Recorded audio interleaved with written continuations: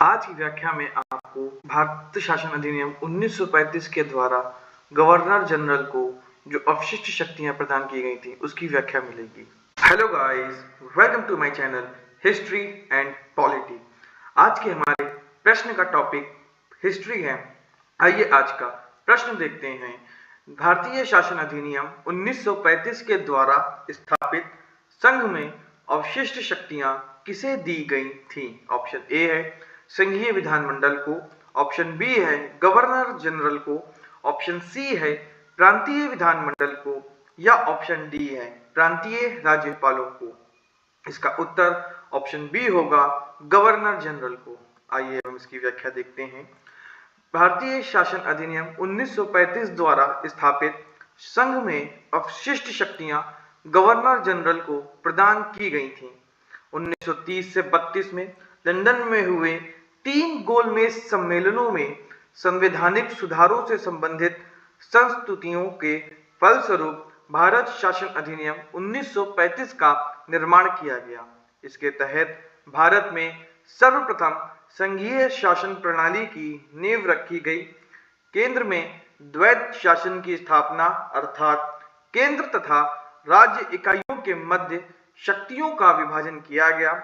संघ सूची, प्रांत सूची तथा संवर्ती सूची। संघ सूची में 59 विषय, प्रांत सूची में 54 विषय तथा संवर्ती सूची में 36 विषय शामिल किए गए तथा अवशिष्ट शक्तियां गवर्नर जनरल में निहित थी। आइए अब हम भारत शासन अधिनियम 1935 के बारे में थोड़ी जानकारी प्राप्त करते हैं। भारत शासन अधिनियम 1935 के द्वारा स्थापित संघ में अवशिष्ट शक्तियां गवर्नर जनरल या वायसराय को दी गई थीं। वे उन सभी विषयों पर कानून बनाने का अधिकार रखते थे जो संघीय, प्रांतीय या समवर्ती सूची में स्पष्ट रूप से शामिल नहीं थे। यह शक्ति अधिनियम की धारा 104 के तहत निहित थी।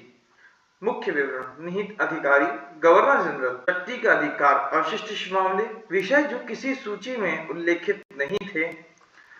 कानूनी आधार: भारत शासन अधिनियम 1935 की धारा 104।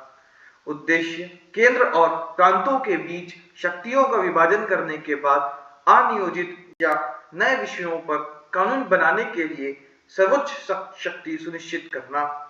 शक्ति का स्वरूप: गवर्नर जनरल को किसी भी अवशिष्ट विषय पर कानून बनाने या विधायिका को प्राधिकृत करने का विवेकाधीन अधिकार प्राप्त था। यह प्रावधान केंद्र सरकार को विशेष रूप से ब्रिटिश औपनिवेशिक हितों को उन मामलों पर नियंत्रण रखने में सक्षम बनाता था जो किसी विशिष्ट सूची में नहीं थे, जो गवर्नर जनरल को असाधारण विधायी नियंत्रण प्रदान करता था। प्रावधान: धारा 104 के अनुसार गवर्नर जनरल को यह अधिकार था कि वह किसी भी ऐसे विषय पर कानून बनाने की अनुमति दे।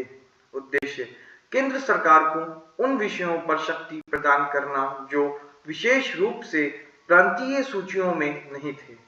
इस प्रकार 1935 के अधिनियम के तहत स्थापित संघीय संरचना में केंद्र और इकाइयों के बीच शक्ति विभाजन के बावजूद अंतिम विधायी शक्ति गवर्नर जनरल के पास ही रही। धन्यवाद। अगर आपको वीडियो पसंद रही हो तो आप वीडियो को लाइक, कमेंट और शेयर अवश्य करें तथा ऐसे ही नॉलेजेबल वीडियोस के लिए चैनल को सब्सक्राइब करें। धन्यवाद।